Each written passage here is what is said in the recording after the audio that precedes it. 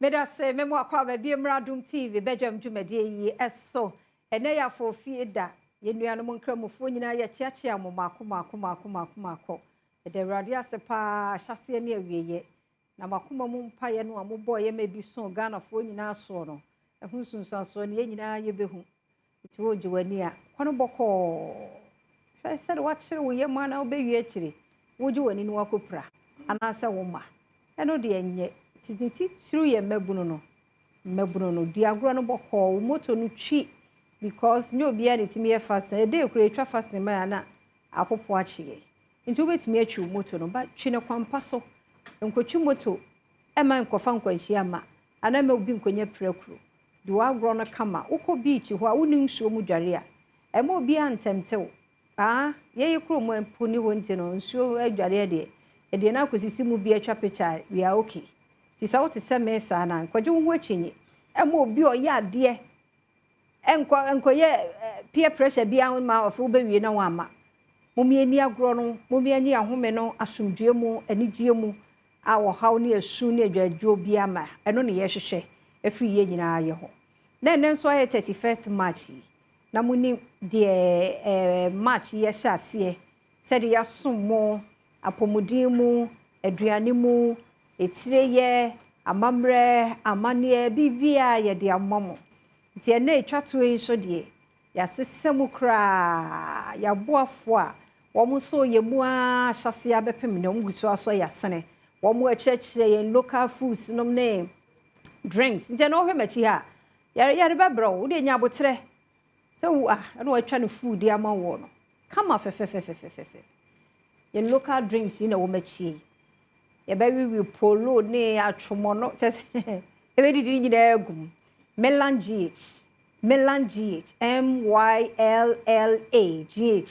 ono so na address na nahimafia amankwata maklu kama fe ya onso ayo fe nti me da sesa wo come for me na esan come for wa come for me ni hira wa ka agum sinti erade ndobo ne mawo onyamenya okese ozi so be kese mabo midin dada ena ya dwoada ya fofie de ya ye gi yedin e wo se ehwe nipadua no so ye yebo nipadua na kwa no nyina so ho pan nti C4C liver specialist one more ambassador 1 Pokua 101 enso ne one nkramo kama fe barika de sala barika kade mo ho aye fe das ho aye fe papa onso address ya mani asododo ajiamdia ajiamdia ajia emia ho aye fe dodo padaroma livotun ba who said that also ane mikita mi livotun if you dey kind no me de nchia ema yenuanu muslims ya se na udi ka waka ni nia wa bonu to fadi dada nti ehunya se me di ebitu asoba ahwe ye ni nia ye be ye ena de so me ma happy birthday in advance. Thank you my darling. Yakupon shraw. Amen. Yakupon tu nkwamu. Amen. Oma wa hoden ma nkwa tenten. Sika de misre bi ma wa wanhwa na ma ye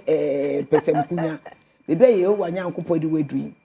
O maintain level na eye. Ba mesra hoden onyinche na apomdine pa e de ama. Koso wa hoden na onyinche a obetime ye adwuma ye de apiska. Yakupon shraw. Yakupon ya adoma Wednesday 2nd April your birthday. Happy birthday in advance. Say I make can say now wa so hwe me no wa pomudini ehun hia me. Ene holiday aka me nam Yakubu Abdusalam you edibi asinifie ekokodi chinkafa. My wow ene sala my fun World Cup puskele enye easy. But esan say wa pomudini hu hia me. Na wa pomudini hia C4C liver specialist hospital for intine ena maba no nti bomodia na fa waso ene wani family na tie de me beka ne ye ene me mbekirekire nsemu bebre ba C4C liver specialist hospital for ye hospital bia ya kodro ewo liver mu enye se liver nko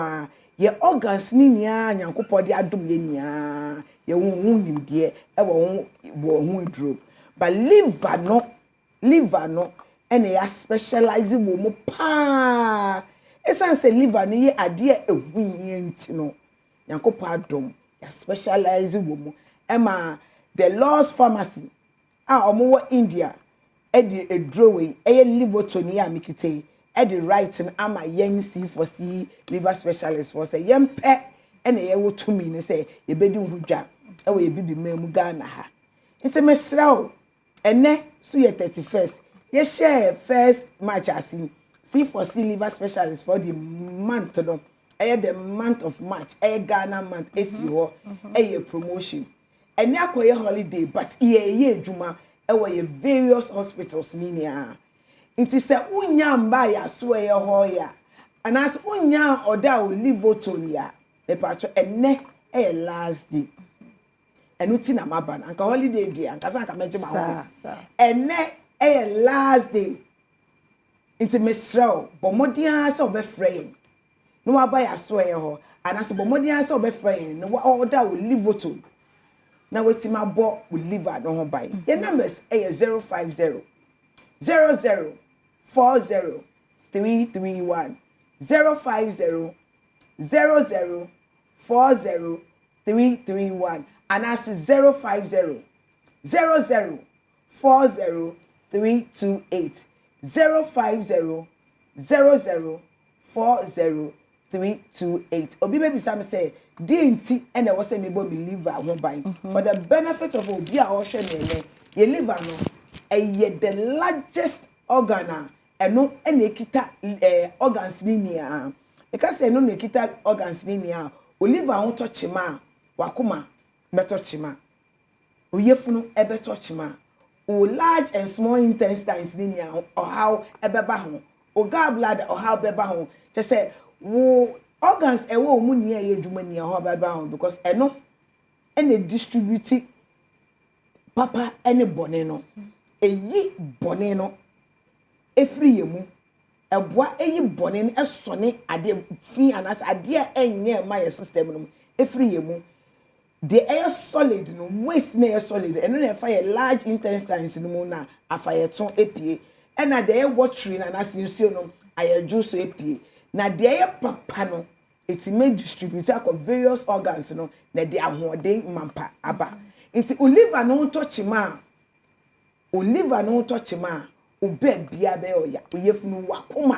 akoma no ebe oya nti bomodia se wo ebe hian se obe bo oliver no ho ban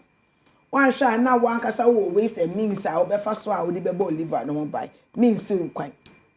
obi wa omo use natural remedies e de bo oliver eno so wo ho ba uye obi a uni adaje te se mi pokua 101 omodia se osabe ka livoto no afi de so obebembe bia me be buru so ya bomodian sa obe visit ye ho ene holiday ye adwuma 4 pm ne apon nti pacho bomodian say obe visit ye various hospitals no across the country Adenta ho ne main branch no wo Adenta SDA junction a odo Adenta SDA junction a odo bisa obi a say okọ C4C liver specialist hospital one kasa kita oka na oba uyusu map na edo beba we dey type C4C homeopathic hospital na C4C liver specialist edo beba ena Kumasi so ye wo edwoso kwamo Kumasi ye wo edwoso kwamo Takrade ye wo Fijai opposite May Sports no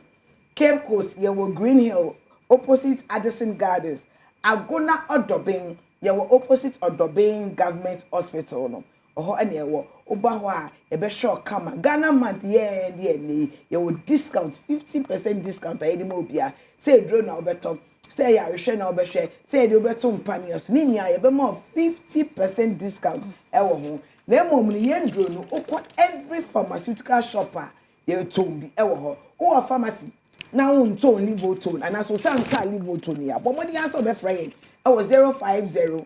00 40 331 nemom no yendro na ato apete Takrade Takwa Pristia Cape Coast Mankesim Agona Odoben Kofodua Asamankesi ye wo ho Kumasi so ewo edwoso any bantaman pa it's apart from edwoso ni bantama baby bia wo Kumasi bia ope bia no afre numbers ya media todwe Techi Makintampo ye wo ho wa Upper West ye wo ho Boga Upper East ye wo ho ena afre so pharmaceutical shop bia be wo ra ho na kasi upe C4C livoton na yedi boy liver ho ban no obenya bi so mo nton bia na abọ mo de aka kire mo se omo frɛ yen e wo 050 00403331 050 00403331 and as 050 00403280 050 00403280 Oliver ehunhia nti bo Oliver on by because Oliver no eno ana wonkwa C4C liver specialist hospital ye treatment plans edipa nti say once treated forever treated within the pokua 101 papem mo nyamishaw enti eno ana pokua 101 day abraye no bo Oliver no ho ban nebra wo de liver tone ye unsu ana wadru onomo shanon so Ghana mantena mu ana ye we na ye de nyina ba na wie ye ne yesibosome foforo mu enti sabrade mame mfa be birthday celebrant yi enfam na fe dwumade no nka ye no so media to so de amount happy birthday nko ema mame brago debi we happy birthday nko ma ni dina family so debi ono nye mame brago happy birthday enkoma nana boatema akosua brago happy birthday ona daso no ene wonya 1 year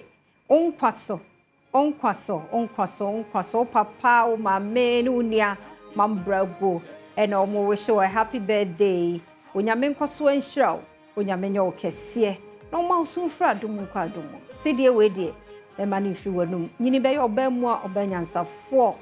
ya wanumo kasa be yenhira na abomo man Ghana ye du duasue aye nkoso happy birthday onyame enhiraw na onya okese pa nana boatema akosua brago happy birthday nana boatema akosua brago ene udo first anniversary nyame enhiraw pa enti ye birthday celebrant no koso afa sedama Milan GH nada Roma and address me kama fefe nana no pia o adwuma no se enye bete sa ye hunu fefe ne muduro no me nsa we kura de ewie di se me come massage because wait a woman no but so aya de address kama pa ya me hira mo ya da mo asenti no sabre no de edu suo no yenkwohwe banche ahaban nia eye ti se ukoto banche na ahaban a untwa ntumu ne mumtie esonfo so yenkomra